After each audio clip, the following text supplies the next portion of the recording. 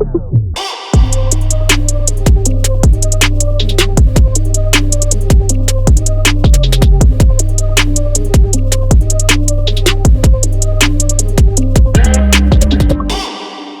sur le show, tout le monde. Je suis très, très content que vous soyez là toutes les semaines. Le show est de plus en plus populaire depuis qu'on l'a lancé il y a à peu près 1 mois et demi. Je vous rappelle qu'on est disponible sur toutes les plateformes de streaming possibles. Et je vous rappelle que si vous aimez ma douce voix, vous pouvez l'entendre à tous les matins avec Mélanie Ménard à Week-end 99.5. Du lundi au vendredi, 5h30 à 9h. Puis aujourd'hui, je suis bien excité parce que excité. C'est une personne excitée dans le sens où je suis content de te voir. Faut se préciser. C'est mon ami Varda Étienne qui est là. Puis Varda, j'avais hâte de jaser parce que de un, ça fait longtemps qu'on ne s'est pas vu. On a plein d'amis en commun. J'ai l'impression qu'on se connaît pas énormément, mais qu'à chaque fois qu'on se voit, c'est comme si on se connaissait beaucoup. Puis il s'est passé plein de choses dans ta vie dernièrement. Puis aussi, je te l'ai écrit quand je t'ai texté pour te demander de venir. Je pense que les gens ont besoin d'avoir un real talk sur la santé mentale présentement, puis la fragilité qu'on sent particulièrement sur les réseaux sociaux. Fait que ça se peut que je te shoot dans 10 000 directions aujourd'hui, puis sens-toi bien à l'aise. Mais Varda, je vais commencer par le début. Tu sais, j'ai mon petit dossier de recherche sur toi ici. Tu as commencé en 96 comme VJ à Musique Plus, à Bouge de là. Oui. C'était comment cette expérience-là? Visiblement, je n'allais pas très bien. Je veux dire, mais non. Honnêtement, c'était une période de ma vie où j'ai vraiment, vraiment eu du fun. Pourquoi? Parce que j'avais 24 ans.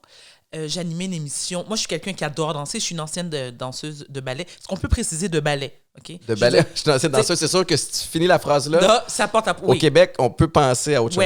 Non, c'est ça. J'en sais pas payer mes cours d'horticulture, mais vraiment, j'étais une danseuse de ballet. Et donc, j'ai toujours aimé danser. Tu sais, moi, c'est une façon pour moi de dépenser mon énergie. Alors, imagine, on m'offre cette émission sur un plateau d'argent où je danse. Je suis payée pour le faire. Moi, qui est quelqu'un qui a un besoin quand même assez fort d'avoir de l'attention sur ma petite personne, qui est quand même de 5 pieds 9 et demi.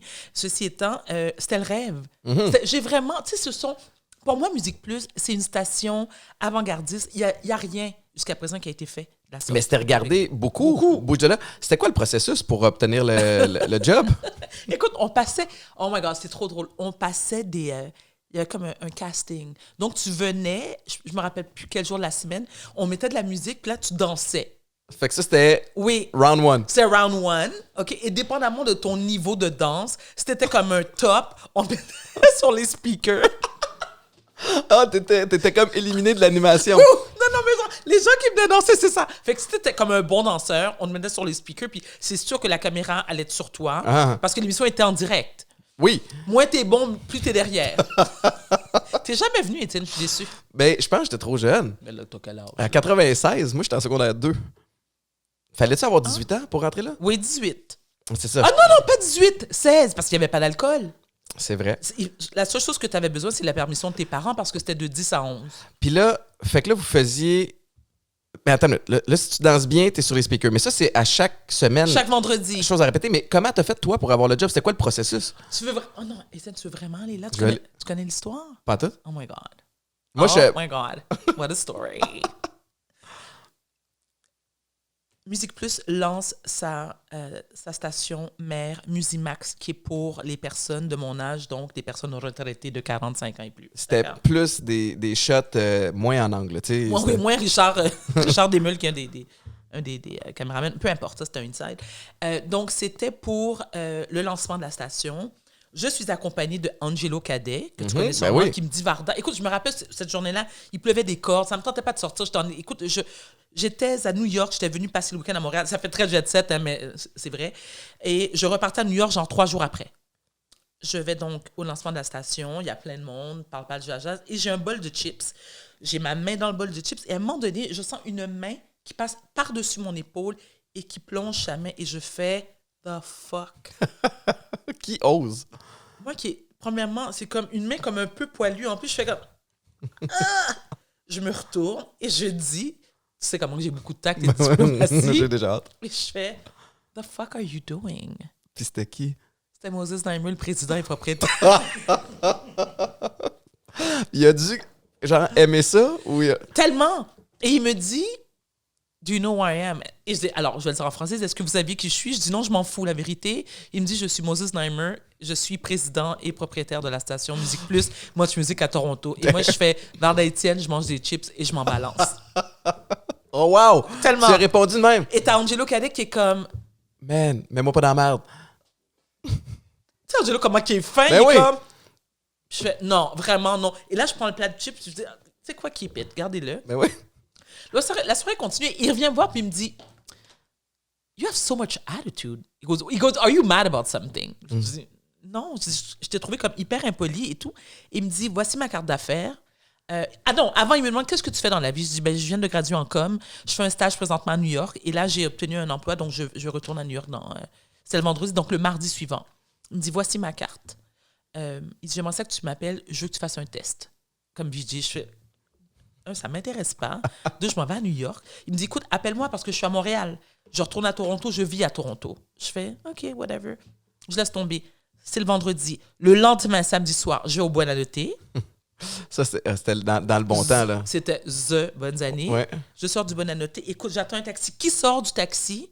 Moses Neimer. Ben voyons! Je fais comme, c'est un film. Ben oui. C'est un film. Je dirais, allô, Jennifer Lopez. Il n'y a pas d'hasard, c'est ça? Non, il n'y a que des rendez-vous. Et il me dit, je t'avais dit de m'appeler. Je fais, On s'est vu hier. C'est comme, what do you want? I'm leaving. Il me dit, s'il te plaît, viens. Il dit, prends la chance, viens.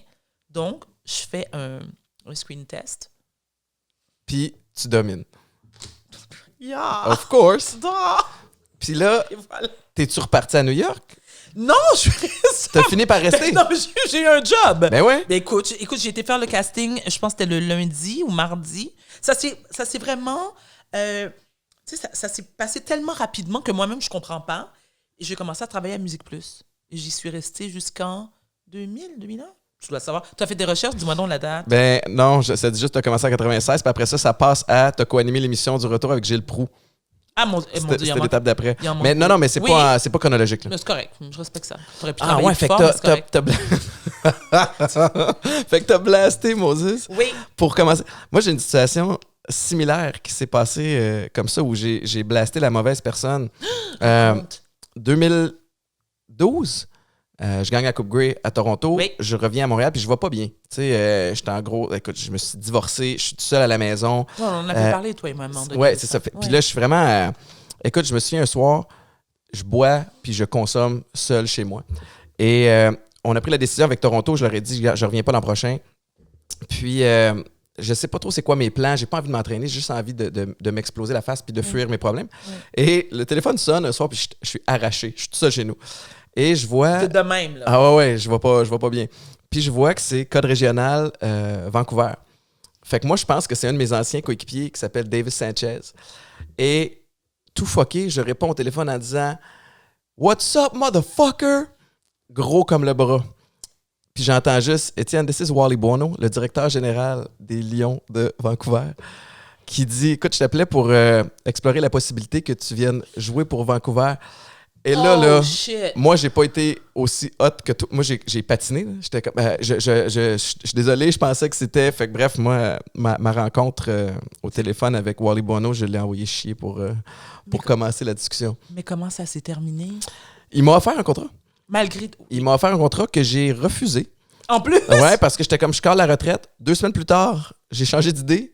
Puis il avait déjà signé un autre joueur à ma position. Puis là, c'était bien compliqué. Puis j'animais les testeurs aussi. Oui. Tu sais, fait que, Oui. en fait, j'animais les testeurs à Montréal. Puis quand je suis parti à Toronto, ben déjà là, ça compliquait les journées de tournage. Puis Ben oui. Vancouver aurait été Encore plus loin. Oui. impossible. Mais là, OK, après Musique Plus, Oui. tu as fait plusieurs années là-bas. Tu t'es fait connaître avec ton attitude, avec tes dance moves. Puis avant, je veux finir le bout où tu tries les gens. Tu triais les gens à la porte, hein? Oui. Parle-moi un peu de ce processus-là.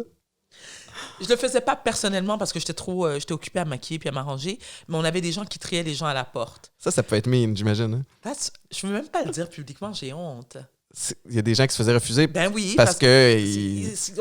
on cherchait un certain look, puis je veux dire, on fait de la TV dans la vie.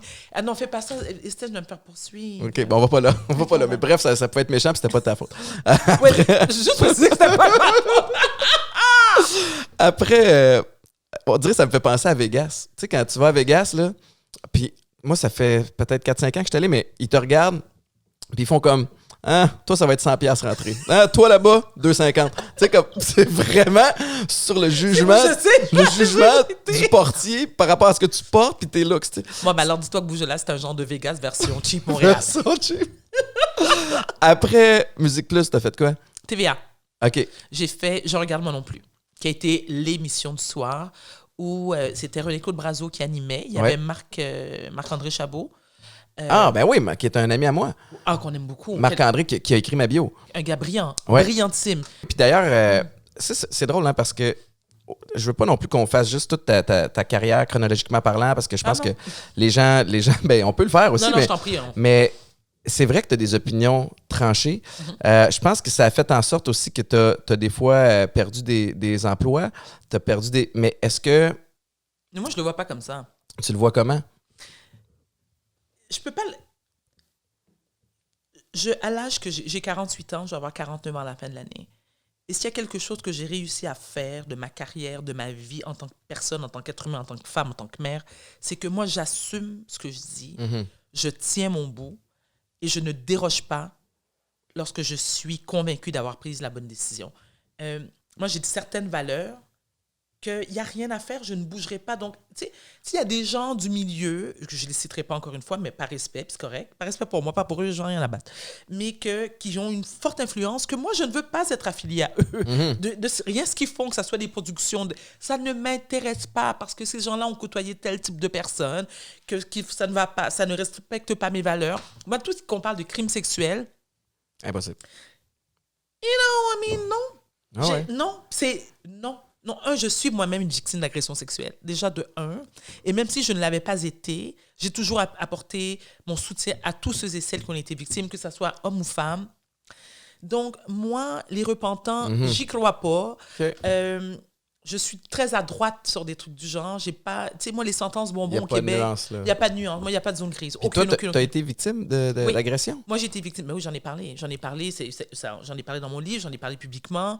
Je me porte souvent à la défense des victimes. Et je trouve que les gens... je pense que c'est plus que la santé mentale. Ça vient me chercher plus que la santé mentale. Là, ça me rend agressive. Ça me donne des envies meurtrières. Bon...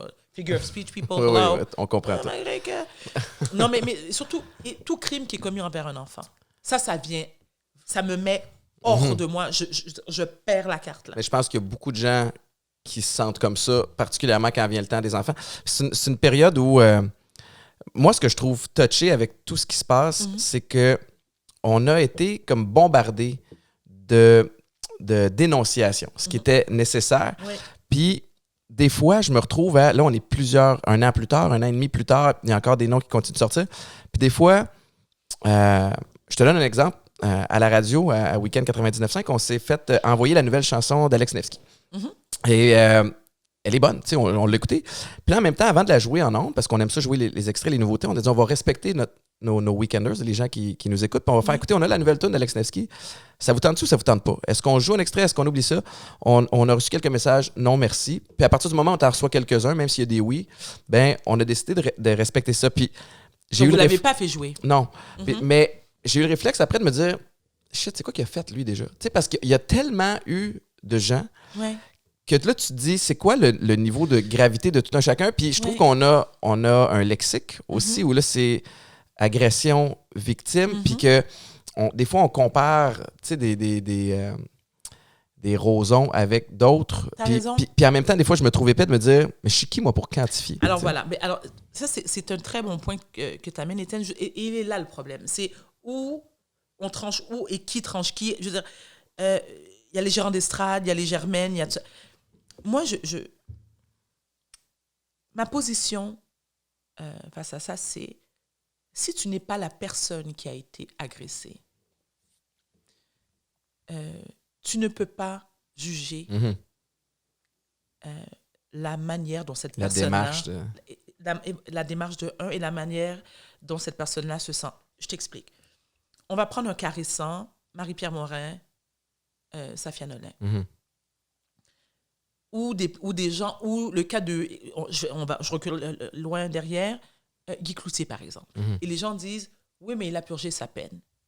Il a purgé sa peine selon les standards de qui? De la société? Fine!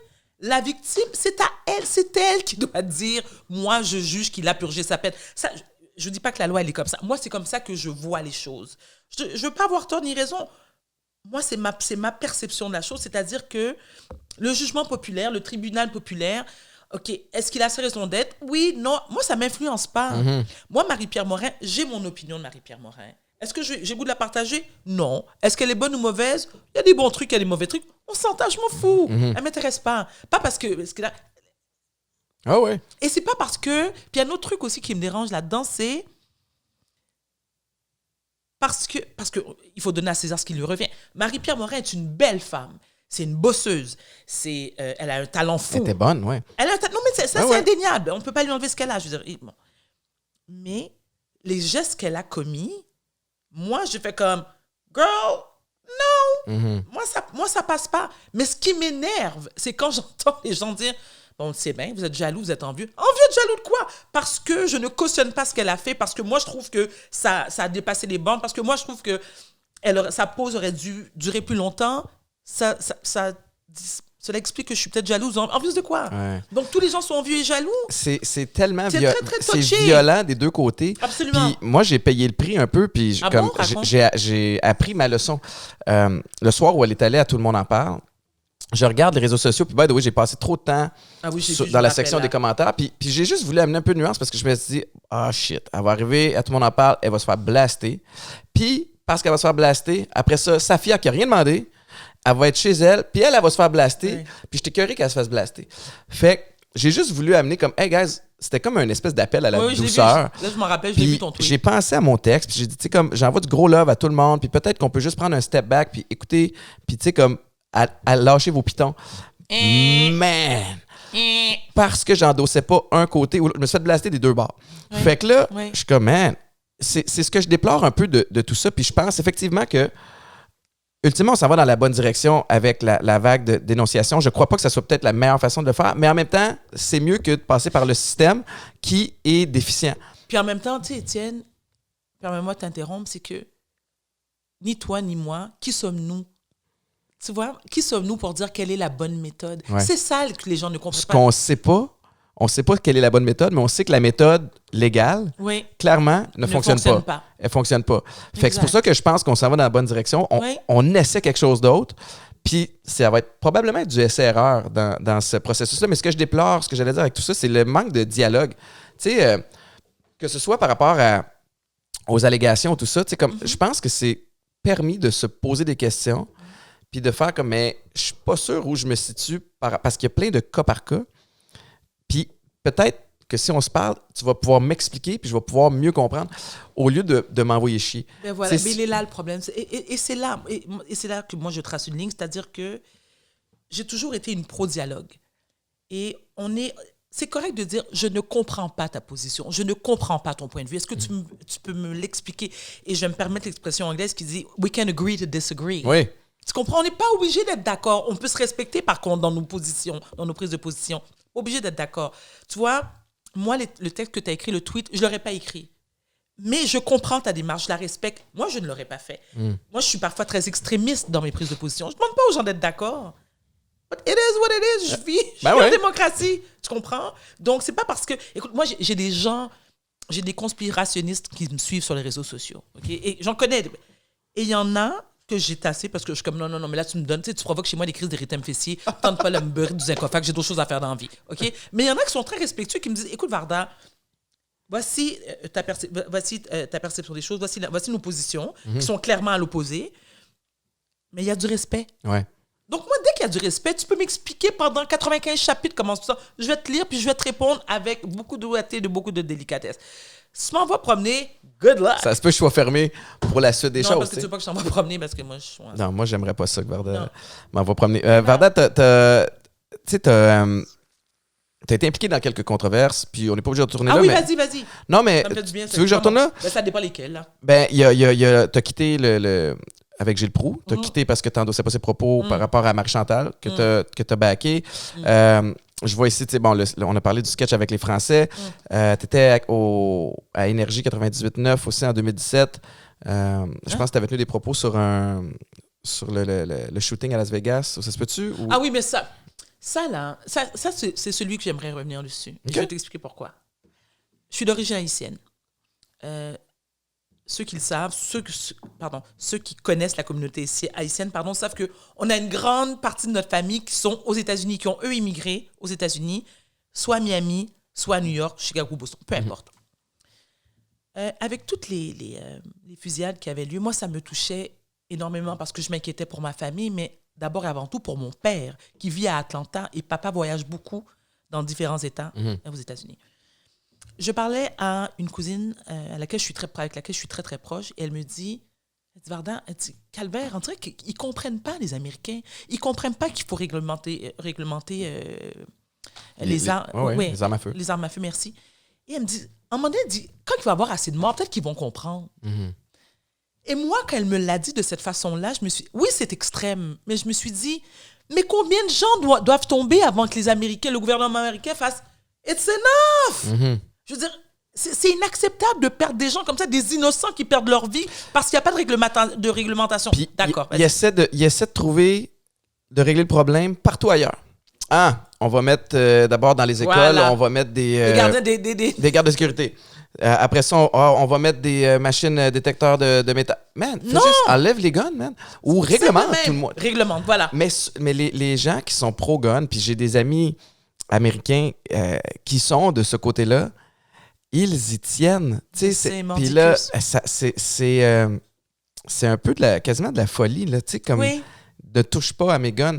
Puis c'est difficile de leur parler, mais fait que c'était comme ça que tu l'as livré. C'est exactement comme ça que je l'ai livré, mais l'erreur que j'ai commise, et écoute, moi j'assume tout ce que je fais, tout ce que je dis, c'est que j'aurais dû préciser, ma cousine, elle vit aux États-Unis, elle, ça l'a fait freaker le nombre d'armes illégales qui se promènent dans le pays.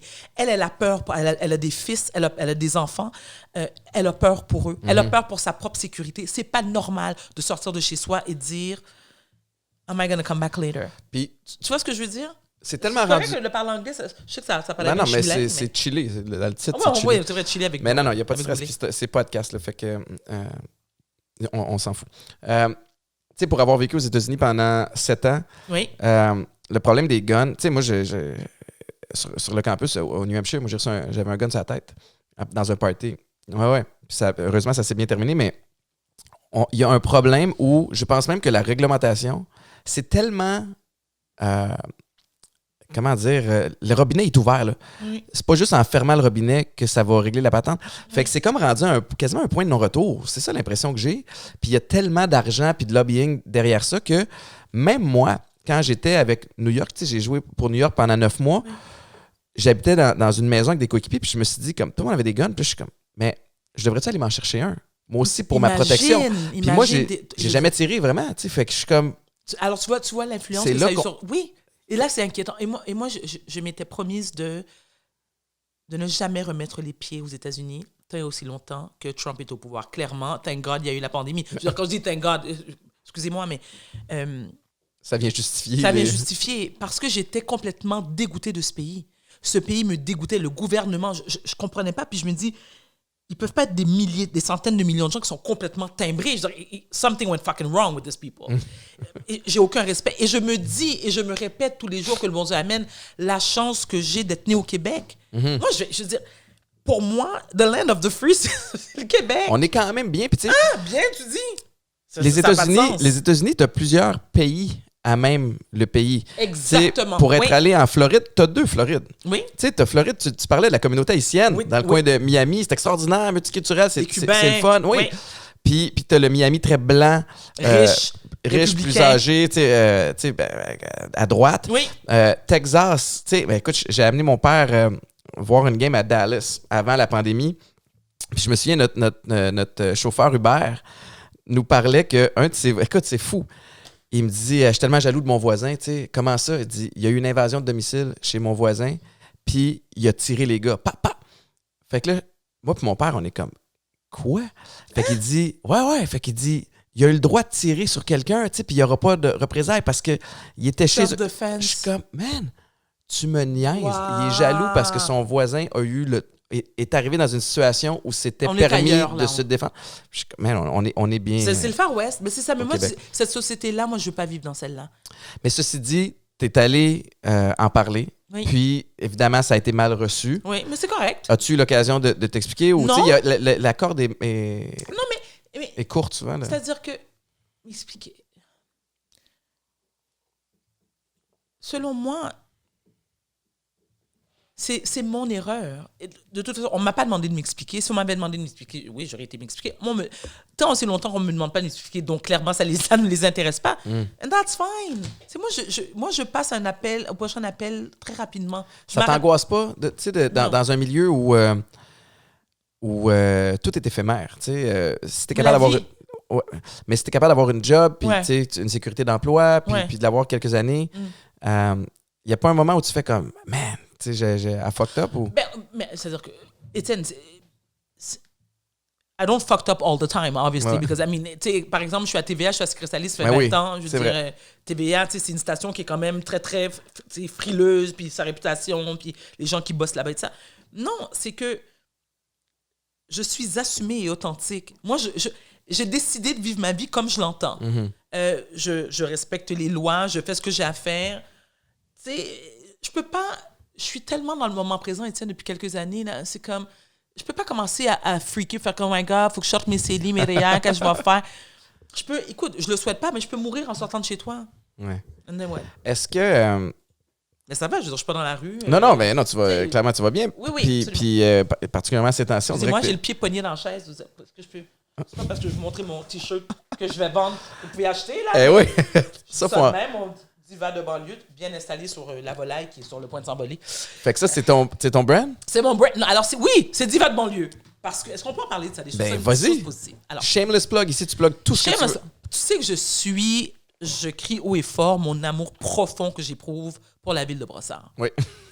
Brossard ou la mort, Brossard ou la mort, Brossard ou la mort. Et ça, c'est Claude Bégin, pendant qu'on était ensemble à Big Brother, qui m'a dit, Varda, il dit, faut que je trouve quelque chose, ça se peut pas comment tu aimes Brossard. Oui.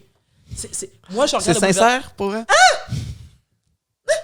Beverly Hills ou Brossard anytime. What are you talking about? Pourquoi? Vends-moi Brossard, s'il te plaît.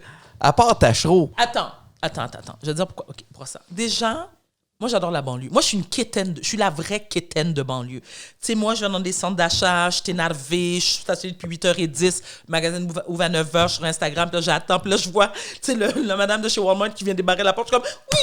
Tu sais, comme Hercules! Tu sais? J'aime la proximité. J'aime le fait que de chez moi pour aller à la TVA, ça me prend 14 minutes porte à porte. Ça m'en prend 9 pour aller dans le Vieux. Que ma mère est à Saint-Hubert, ça me prend 12 minutes pour aller chez elle. Tout est prêt. Stratégiquement, là, t'es tout bien. est prêt. Le multiculturalisme à Brossard. Ouais. T'as des Blacks, t'as des Asiatiques, t'as des Arabes, t'as des Blancs. T'as le Waihong aussi? Oui, de notre frère Vincent. Vincent. On va le plugger aussi. Ben oui. Tonkinoise, merci, Bœuf Seigneur. Et, mais je trouve que c'est un quartier où il fait bon vivre. OK. Moi, je me sens en sécurité à Brossard. T'es là depuis combien de temps? Oh mon Dieu. Quand j'ai 48, je suis... presque... Attends. 25 ans. OK. Ah, plus que ça. Peut-être presque 30, là. Wow. Ouais. Quand même, hein? Ouais. Puis là... On n'est pas dans la même maison, mais... Fait que à là, Brossard, ouais. tu parlais de Brossard parce qu'on s'en allait vers ton brand de vêtements. Alors, diva de banlieue. Ceux qui me suivent sur les réseaux sociaux savent que moi, je suis la reine de l'autodérision. Moi, je ris beaucoup de moi. Vraiment, je suis une diva, OK? Mais pas n'importe quelle diva. Je suis une diva sans opéra. Elle est là, l'autodérision. So, I act like a diva, but I'm a cheap-ass diva because I'm a diva on a dime. Well, not that much on a dime. Mais tu vois ce que je veux dire? Donc, tout le côté Jazagabor, harpe en verre, bling a bling bling, Cardi B dans ma tête, même si j'ai l'âge de sa mère, je trippe. Ouais. Mais je me mets talon haut pour atteler mon terrain. Tu sais, je suis juste... Ouais. Je suis une princesse, dans ma tête surtout. Tu te sens-tu des fois pris dans ce personnage-là? Non. Non, c'est vraiment... Tu sais, parce que je me suis posé la question quand tu es allé à Big Brother. Oui. Tu sais, parce que je savais, évidemment, comme n'importe quelle production télé, tu veux avoir des gens Des colorés, caractères, des oui. personnages, puis on va un peu, si on veut, étiqueter certaines personnes. Oui.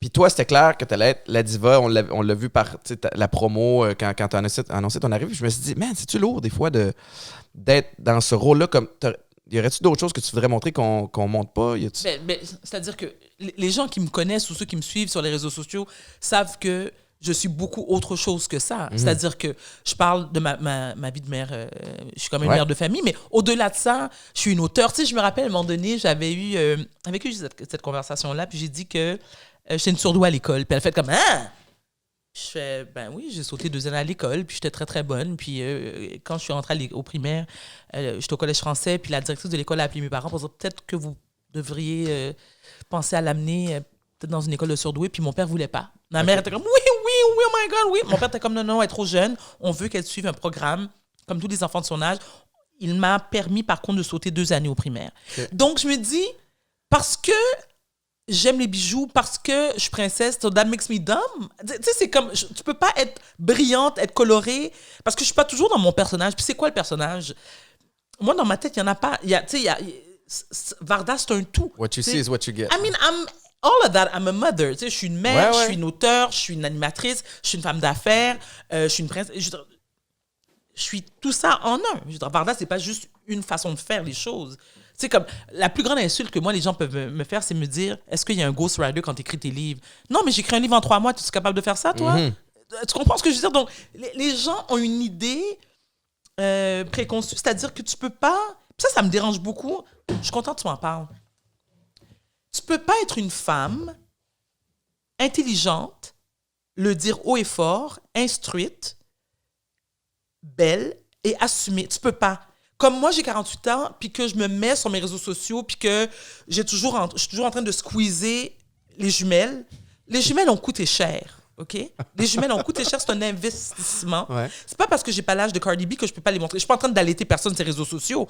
Mais moi, 48 ans, je veux montrer aux femmes de mon âge que tu as le droit, t'es séduisante parce que... C'est pas juste, le sexiness, il part pas après un certain âge. Hein? Non! Le sexiness, c'est dans l'attitude aussi. Puis c'est la façon dont tu acceptes qui tu es. Tu sais, moi, je me dis, j'ai de la cellulite, je fais pas semblant. Est-ce que je Photoshop? Yeah, of course I do Photoshop. Like, really? Pardon, t'as-tu du Botox? Instagram était fait avec des filtres. Tu sais, c'est fait pour modifier et améliorer les photos. Non, de un, puis tu sais, les gens qui disent, ouais, mais là, tu Photoshop, c'est quoi l'exemple? Comment l'exemple? À qui il faut que je donne l'exemple? Depuis les années, depuis que les magazines ont ouvert. Mais Étienne, c'est pas ça. Mais c'est... Moi, ma job, c'est pas... Je veux dire... Mon rôle, en tant que... En tout cas, c'est même pas un rôle que j'ai, mais le rôle que j'ai décidé d'avoir en influençant les gens qui me suivent, c'est... T'as des problèmes de santé mentale? Je t'entends, je t'écoute, je te supporte. T'as une femme qui a plus de 40 ans, tu veux t'exprimer, tu veux faire valoir ton sexiness, tu veux t'émanciper. I got your back, bro. Le reste, j'ai pas à éduquer la nation. C'est pas ma job d'éduquer la nation. Quand t'es personnage public, qu'on te demande, il faut que t'as un comportement exemplaire partout. C'est donc bien lourd à porter, ça, vierge. Non, mais ça se peut pas. Mais non, ça se peut pas. Voyons. Et ça, c'est l'espèce d'image que... Puis là, c'est là que je trouve qu'on l'échappe aussi en politique. Là, puis je shoot dans plein de directions. Je sais, on shoot. Mais l'espèce d'image du politicien qui a un parcours parfait depuis le début, qui n'a jamais fait d'erreur, puis qui peut pas admettre telle affaire comme... Moi, je m'identifie pas à ça. Tu sais, il y a une plus grande valeur, ou en tout cas, les gens vont s'identifier pas mal plus à partir du moment où tu fais comme, je suis vulnérable là-dessus. Exact. J'ai de la difficulté avec ça. I'm doing my best. Puis, tu sais, comme, suis-moi, je vais t'inspirer pour te montrer le chemin. Puis, ça se peut que je n'échappe en cours de route, tu sais. Mais, exemple, et toi, tu l'as réussi parfaitement. Avec la dépendance. Ben parce que, parce que, Étienne, je veux dire, bon, je sais que c'est toi qui was doing the interview right now, mais si je peux me permettre un commentaire te concernant, c'est que tu as longtemps été perçu justement comme the perfect guy, tu sais, le beau gars, le bon père de famille, tu sais, l'athlète, là, je veux dire, l'éminent. Mais tu sais comment ça me rongeait? Mais ça me détruisait, Varda. Ben oui, je te crois, c'est lourd à porter. Combien de fois j'ai... Varda reçoit Étienne Boulay, merci. Non, mais c'est vrai, puis on a peur, tu sais, je me souviens, je l'échappais, je revenais ici, puis Maïka trouvait ça lourd aussi, parce que Maïka était comme... Tout le monde me dit, le beau Étienne, le si ça, il est si bon, Comme, man, il n'est pas rentré hier soir, tabarnak, tu sais. Fait elle est écœurée. Exactement. Moi, j'étais écœurée, puis il y a des fois, j'étais comme, je vais juste me caller out. Puis là, en même temps, je suis comme, mais pourquoi je ferais ça? Les gens n'ont pas à porter ce poids-là, tu sais. Puis ultimement, c'est ce que j'ai fini par faire.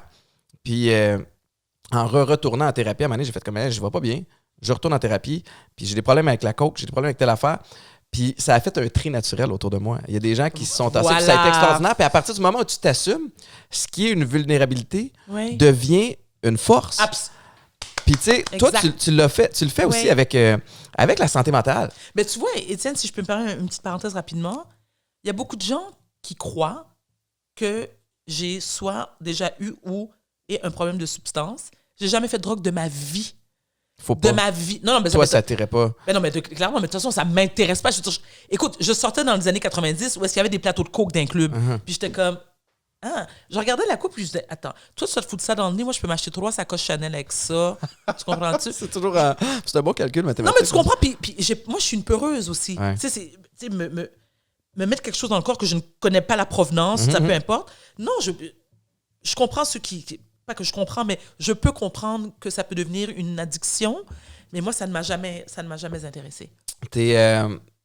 Maladie mentale. Ouais, mais tu parles de santé mentale beaucoup. Énormément. Est-ce que Trop, c'est ça. une façon aussi de devenir owner, de devenir propriétaire de les enjeux que tu as pour contrôler le narratif un peu? Puis tu sais, comme. Pas vraiment, parce que je te dirais, tu sais, moi, je parle de santé mentale, ça fait quand même longtemps. Hein, ça fait 20 ans. À l'époque où on parlait... C'était pas cool de parler santé C'était vraiment mentale. pas cool. Et aussi parce que je perdais des contrats. Je perdais des contrats lorsque les gens apprenaient que je souffrais d'un problème de santé mentale. Donc, c'est comme, on le sait bien que, donc, c'est trop. En anticipation de problèmes à venir qui sont jamais arrivés. Genre. Exactement. Donc, moi, ce qui m'a... et malheureusement, j'avais... tu sais, comme à Musique Plus, moi, j'ai non seulement travaillé pour Moses Neimer, mais je suis devenue sa maîtresse pendant 4 ans. Donc, j'avais des passe-droits partout. Et je lui disais toujours, je dis, Moses, t'as créé un monstre. Donc, c'est que... Puis, I'm owning to what I did. Je veux dire, je suis capable d'assumer ce que j'ai fait. Mais il n'a pas aidé parce que, sachant lui, il était quand même âgé dans la fin cinquantaine, un mec brillant qui connaissait et qui comprenait la maladie mentale, c'est qu'il filait la bête tout le temps. Donc, je ne me médicamentais pas. Moi, lorsque quelqu'un souffre d'un problème de santé mentale, je le vois dans ton regard, je le vois dans ton port de tête, je le vois dans la façon dont tu te déplaces, je le sens dans ta respiration. Tout le monde ici l'a constaté, les gens sont de plus en plus agressifs pendant la pandémie. Clairement, ça ne va pas. Okay? Ouais. Les gens, ils s'insultent, ils s'en vont promener. Tu sais, pour des raisons comme complètement chango, je fais comme, non, mais attends, tu veux que je te flatte, ça ne va pas? Tu veux que je t'allaite? Tu parles à maman, qu'est-ce qui ne va pas? Puis, surtout en voiture, des gens, tu sais, they have road rage. C'est fuck you, mange la merde. Alors moi, je dis, mange l'amour. Mange l'amour. Et là, je vais faire des masques aussi. J'ai des masques, mange l'amour. Donc, puis où on peut acheter tes affaires? Alors, vous allez sur ma page. Fait que tous les items sont disponibles sur ton site. Oui. Puis c'est évolutif dans le sens où... Oui, je sors des modèles, différents trucs, dépendamment de comment je me sens. Hein? OK. Et là, je pensais en faire sur la santé mentale, mais ça, c'est touchy. Mais il n'y a rien de mieux qu'une folle qui rit d'une autre folle. Mais il faut...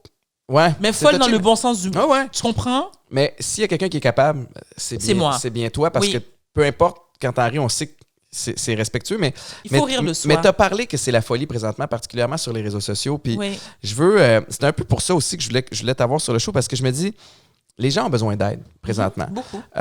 Toi, c'est quoi les...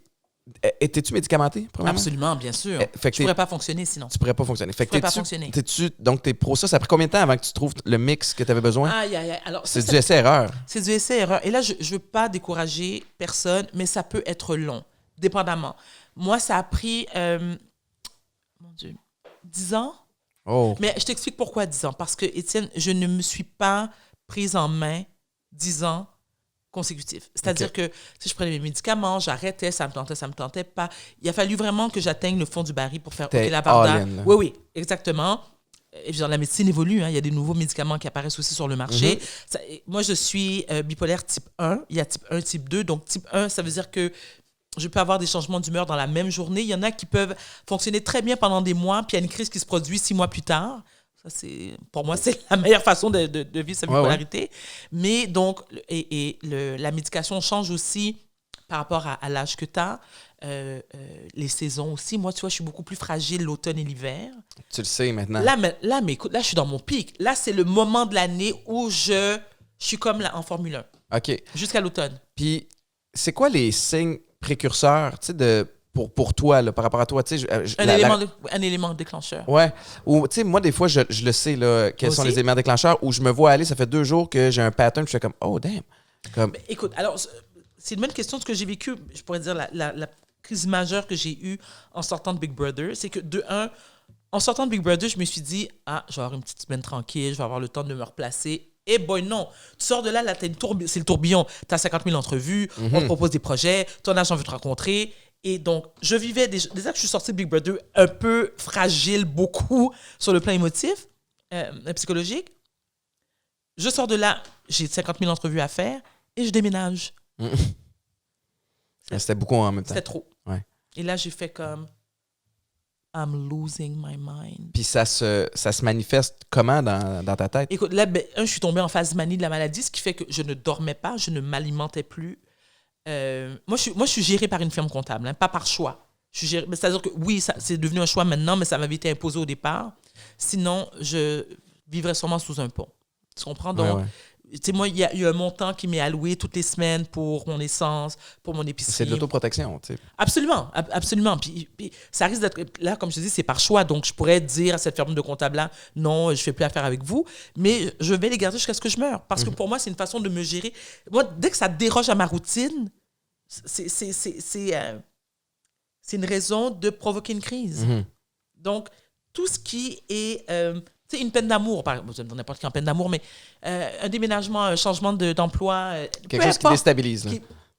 Je peux tomber. C'est quoi les outils que tu appliques pour essayer de te calmer? Parce qu'à un moment donné, j'imagine que tu réalises, tu reconnais, OK, là, je suis en crise. Qu'est-ce que tu fais pour essayer qu'elle passe ou comment tu la gères? Alors, ce que j'ai commencé à faire, ça fait des années. Premièrement, moi, j'ai la chance d'être suivie par le même psychiatre depuis 28 ans. Wow. Pardon, Dr. Desrosiers, qui est extraordinaire, qui m'a d'ailleurs suivi pendant que j'étais à Big Brother. Ça m'avait été permis, ça j'ai beaucoup apprécié. J'ai commencé à marcher, Étienne, il y a 2 ans. C'est banal, hein? Je prends des marches tous les matins, beau temps, mauvais temps, qu'il pleuve, qu'il grêle, qu'il tonne, je marche. Donc, je me réveille le matin. Moi, je me réveille tôt, comme j'en ai déjà parlé à 4 h du matin, mais j'attends qu'il fasse un peu plus clair, 6 h. Je prends un espresso. Moi, je suis une mélomane, donc je pars avec ma musique. 1h30, je pars m'évader. Je reviens, probablement, je suis contente parce que ça me fait perdre du poids, mais je suis dans une forme mentale extraordinaire. I can conquer the world. Ouais. Je suis vraiment au top de ma forme. Les gens, je pense, sous-estiment à quel point... Que la marche est bénéfique. Mais revenir à l'essentiel. Moi, c'est drôle, hein, parce que c'est... j'en ai déjà parlé avant, mais aussitôt que je file pas, un après-midi, une journée, peu importe le moment, je passe dans ma tête le checklist. J'ai-tu bu de l'eau aujourd'hui? Ah shit, j'ai pas bu d'eau. Voilà. Comment est mon sommeil? Ce temps-ci, c'est un peu agité. Oui. Est-ce que je m'alimente bien? J'ai-tu pris de l'air ou fait de l'exercice? Ça, là, c'est la base. Puis malheureusement, les gens l'oublient. Bien sûr. Tu sais, t'as mal à la tête, t'as pas pris une goutte d'eau de la journée, mais tu vas aller te taper des Tylenol. Par exemple, c'est comme, attends une minute, il y a une solution facile. Fait que ça m'étonne pas quand tu me parles de la marche. Puis la marche, il y a quelque chose qui va te grounder aussi. Ah, mon Dieu, là-dedans. tellement. Puis avec la musique, est-ce que tu es très réceptive à la musique? Oui. Qu'est-ce que tu écoutes? Ben, tu vois, ça dépend. Si je marche le matin, si je suis dans un beat, genre, OK, je sais que j'ai, exemple, un meeting dans 2 heures. Ouais. Là, je vais aller dans du gros rap intense, tu sais, genre ghetto, là. I got this. Oui, vraiment. Je suis très house music des années 90, c'est ma période. C'est bouge de là? Je suis très bouge de là. Oui, je suis vraiment... T'es de retour sur le speaker, là. coin Berry puis Sainte-Cat. Dans les mêmes outfits. Bleury, c'est un gars avec le même outfit! Tellement! Non, mais oui, j'écoute beaucoup de compas. Ah, ben si tu peux pas être pas de bonne humeur. Si t'écoutes du compas, bon, merci. Ah, en fait, quelqu'un connaît ça. Tu ne peux pas sourire. Est-ce qu'on peut dire aux gens... C'est pas tout le monde. Alors, le compas, c'est la musique traditionnelle haïtienne, qui est très entraînante. Et chaque chanson dure à peu près 24 minutes chacune. C'est très drôle. C'est vrai. J'adore ça. J'écoute beaucoup. Mais tu vois, comme là, en quittant ici, je vais aller à la maison, je vais cuisiner parce que là, j'ai comme une idée, un truc. Je cuisine beaucoup, ça me fait du bien. Là, I get into jazz. J'aime beaucoup le jazz. Je suis une grande fan de musique jazz. Moi, je dis toujours, j'aurais dû vivre dans les années 20. Ah oui? Ah oui. Moi, j'aime beaucoup les années 20, les années folles. Je suis une grande fan de Joséphine Baker. Moi, c'est mon idole, tout le monde le sait, là, que je capote sur elle. Mais j'aime la musique, point. Ouais. Mais tu vois, moi, J'ai Excuse-moi, là, toujours... Tu sais que je suis en préménopause. Tu sais que je suis en ménopause. Excusez-moi, les gens. Ah non, Peux-tu l'enlever? je suis pas sûr, mais Ah, qui est bon, en haut. no make-up. Mais moi, je suis de plus en plus réceptif à la musique que j'écoute. Tu sais, fait que, j'ai toujours aimé le rap. Oui. Tu sais, j'ai grandi avec le rap français, rap Oui. keb, rap américain, évidemment, quand j'étais là-bas. Puis, sauf que je peux plus l'écouter autant qu'avant. Parce que j'écoute ça, j'ai l'impression que ça me ralentit. J'ai l'impression que ça me met de mauvaise humeur. Oui, parce que Puis, c'est violent. Fait que dans le gym, c'est parfait. À certains moments dans la journée, juste avant d'aller chercher ma fille à la garderie, puis j'ai envie de me sentir gangster, là, je fais ça. Mais sinon, tu savais, là, Oui, je te crois. comment je suis capable de passer de full-on thug life à dad mode en comme de même. J'arrive, je pull up à la garderie avec du gros Dre back in the day, whatever, puis après ça, c'est Marimé. Comme c'est moi pour m'en retourner. Dans 2 minutes, j'ai fait le switch, je suis ailleurs. Tu sais, mais. Tout ça à Marieville. Oui, Marieville. Tu peux m'expliquer pourquoi tu vis à Marieville, hein? Ben, c'est l'amour. Moi, Oui, c'est vrai. moi, j'étais pas loin de chez vrai, toi à c'est vrai, Brossard. c'est vrai. J'étais à la prairie, puis quand j'ai rencontré Michael, elle était ici, elle voulait Ben pas oui. déménager, fait qu'on a vendu ma maison, puis je suis arrivé ici. Puis Avoue que la prairie te manque quand même. On continue. Oui, dis-le. oui et non. Admettons que Maïka, elle écoute pas là en ce moment. Ben là, maintenant qu'on a des enfants, je pense que je resterais dans le coin, mais effectivement, je serais peut-être me rapprocherais peut-être d'une affaire de plus. Mais quoi que j'aime conduire, parce que c'est là que j'enligne Bien sûr, moi mes aussi, j'aime idées conduire. aussi. Oui, moi aussi. Je ne peux pas te laisser partir sans qu'on parle de Big Brother. Je veux savoir, de un, pourquoi tu as accepté? Parce que moi, si on me l'avait proposé, j'aurais dit non, parce que je me dis... J'avais dit non. Tu avais dit non. Oui, moi, j'ai dit non d'emblée. 24/7, côtoyer d'autres gens. Tu sais, comme je suis super sociable. Je pense qu'on se ressemble un peu à ce niveau-là. Oui. J'adore les gens, mais quand ça me tente. Mais tu sais quoi? C'est une bonne question et vous êtes nombreux à me l'avoir posée. Je vais te répondre très honnêtement. Au départ, j'ai dit non. Parce que j'avais peur. Je me suis dit, je ne consomme pas de télé-réalité. C'est moi, j'étais du genre qui riait. Ben, riait, c'est un grand mot, mais qui était comme, il faut vraiment que tu sois désespéré pour aller participer à une télé-réalité. Bon, de un. Deuxièmement, je me suis dit, je connais pas Big Brother, j'avais jamais regardé l'émission. Puis ensuite, je me suis dit, attendez, c'est quand? On m'a dit janvier. Moi, janvier, il ne faut pas oublier, c'est la période de l'année où je suis dans mon pire moment de l'année. Je suis plus down que jamais, je suis dans un bunker fois 1000. Mais... Tu sais, vraiment. Et ben, on est en pandémie. Je me suis dit, attends, je viens de divorcer, mes enfants sont en garde partagée, je ne vais pas bien mentalement. C'est la période où je ne vais pas bien mentalement. Là, je me retrouve dans une maison. Il y a quand même certaines personnes que je connaissais, que je ne côtoyais pas sur une base régulière, mais que je connaissais. Avoir un semblant de vie normale, si la normalité existe, bien sûr, c'est-à-dire avec des gens, tu sais, parce que c'était strict, là. Tu sais, 22 tests COVID, puis oui, puis ensuite enfermé dans un hôtel avant, peu importe. Mais c'était très sécuritaire. Et puis je me disais, je me lance un défi. Varda. Puis je te jure, au départ, je me suis dit, ris pas là, Étienne. Je me suis dit 2 semaines. Moi, je savais que j'allais pas gagner. Je savais. Non, mais c'était clair. Je savais. Puis égoïstement, je l'ai fait pour moi. Je me suis dit, Varda, t'offres 2 semaines. Ben ouais. Fais comme si tu s'en vas dans le sud 2 semaines. Mais t'as fait combien de temps, finalement? 5! Quand même? Mais après 3, je voulais partir. Ah oui? Après 3, je voulais partir. Puis est-ce que tu l'avais adressé à la production? Bien sûr. Et la production était extrêmement réceptive. Ouais. D'une gentillesse, d'une écoute. Écoute, ils étaient... Mais il Vraiment. y avait pas le choix. Tu sais, on s'est posé la question. Moi, quand j'ai vu tous les noms passer, puis au départ, il y avait Jean-Pascal, ton ami, un gars que je connais Il est bien. comme mon frère, ouais. Puis j'étais comme vraiment excité de le voir aussi. J'ai été déçu quand il y a... Il n'aurait pas décidé- toffé, Jean. Non, hein? Tu sais, attends, si tu me permets la parenthèse, Jean n'aurait pas toffé, pas parce qu'il n'aurait pas voulu.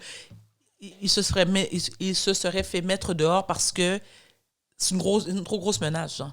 Tu sais, Jean n'abandonne jamais. Vraiment, il aurait gagné Tous les défis physiques, là. Voyons, les doigts dans le nez, là. Mais la prod, tu sais, j'ai réfléchi à ça aussi. Tu sais, c'est sûr que c'est une approche différente qu'Occupation Double. Parce que là, tu as des personnalités connues Oui.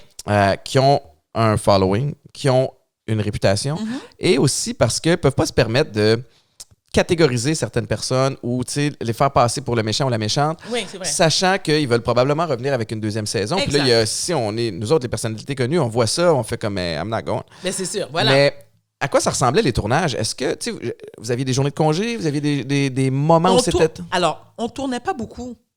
C'est-à-dire que sur 7 jours, on tournait 3 jours et 3 jours, 3 avant midi. C'est tout.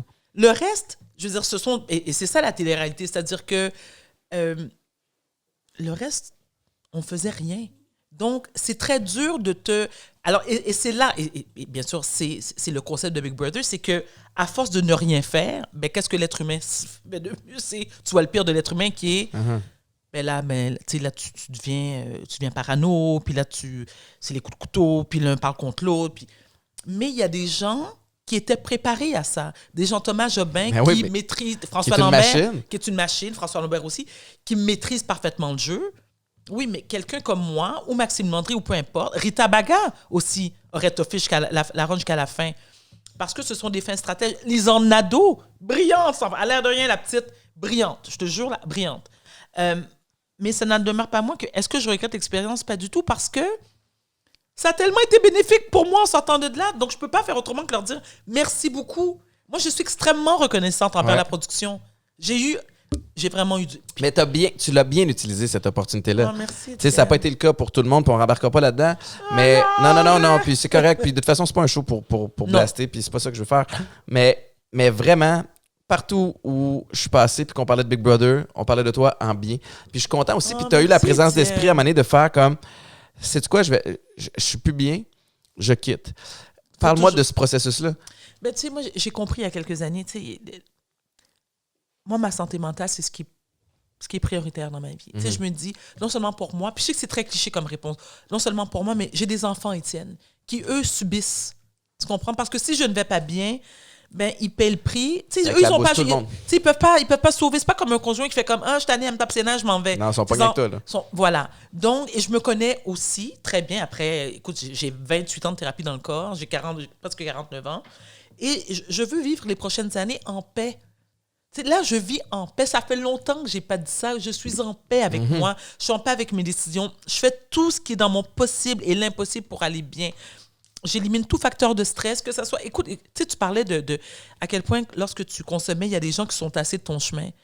Moi, j'ai fait la même chose. Pas parce que c'était des gens qui me nuisaient, mais ils ne me faisaient pas du bien, ces gens-là. C'est plat. C'est pas parce que je les aime pas. Ça fait pas des mauvaises personnes. Voilà. C'est juste que des fois, ça cadre pas. Puis voilà, exact. Mais je suis content, puis je trouve que ça paraît que tu vas bien. Puis... C'est vrai, tu trouves? Ouais, je trouve, pour vrai. T'as l'air... Il y a un côté qui s'explique pas, mais t'as l'air plus posé. I am. Tu sais, puis je sais que t'as pas de filtre, puis que t'as des opinions, puis on en a parlé aussi, mais est-ce que tu fais un petit peu plus attention qu'avant, sachant toute la folie qui se passe sur les réseaux sociaux, sachant que la game, elle a un peu changé, là? C'est-à-dire que ce que je fais, à tout le moins ce que j'essaie de faire vraiment, puis je fais un effort... Pour moi, c'est un effort colossal de faire ça. J'essaie d'éviter toute forme de controverse possible. Il y a certains sujets que je ne vais pas aborder justement parce que je ne veux pas mettre de l'huile sur le feu. Puis, I don't need that headache. I don't care à la fin de la journée. C'est pas mes enfants qui sont impliqués. Il y a des trucs, tu sais. Puis je me dis, Varda, mêle-toi de tes affaires. Ouais. Just mind your business. Est-ce que tu penses que, tu sais, la pandémie, les gens pognés à la maison, plus grand-chose à faire, des fois par moment, plus de temps sur les réseaux sociaux, les insécurités... Que c'est ça la raison derrière tout ce qui se passe? Je pense que ça va plus loin que ça. Malheureusement, les réseaux sociaux ont des très bons côtés et de très mauvais côtés. On voit le pire et le meilleur chez l'être humain parce que les réseaux sociaux ont fait en sorte aussi qu'il y a des gens qui ont pu trouver des donneurs. Faut pas. Donc, non, ça a connecté du monde. Je me souviens, il y avait eu une alerte Amber.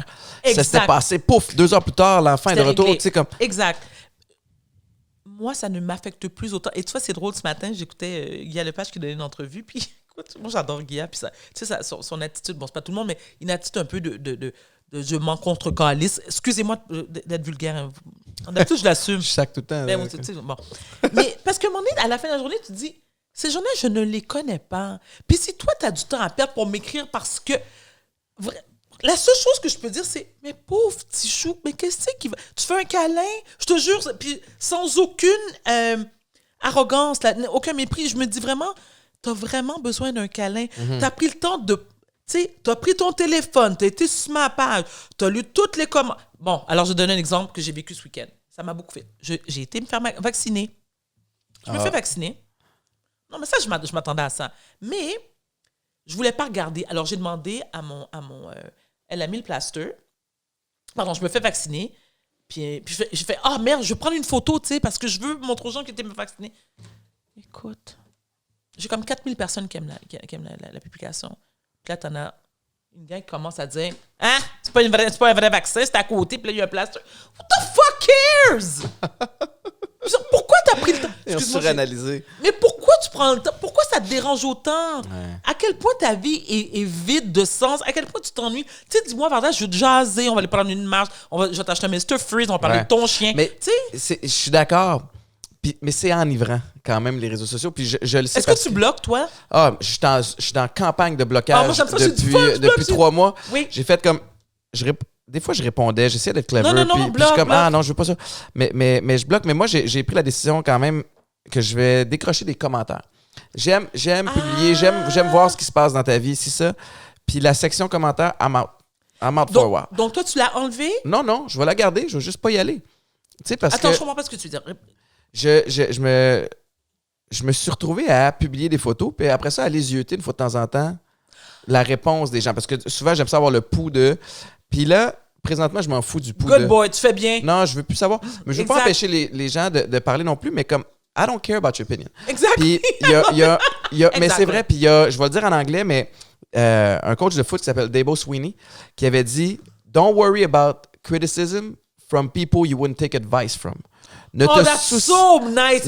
ne te soucie pas. Si t'es pas une personne à qui j'irais demander un conseil, Ton opinion, je m'en sac. ton opinion, Je m'en sac. elle t'appartient, puis je peux pas la laisser m'affecter. Puis C'est moi, tellement bien dit. d'une journée à l'autre, il y a des journées où je vais me foutre des commentaires de merde. Mhm. Puis il y a des journées où je suis plus fragile à ça. Puis que là, ça me pogne par en dedans. Puis Lis pas. je veux plus aller là. C'est ça, exact. Ne lis pas. Mais j'étais à la même place. J'étais à la même place que toi. Fait que, Varda, t'es une machine. T'as 3 livres. 4 livres, parce qu'il y a 2 tomes. Femme de gangster a 2 tomes.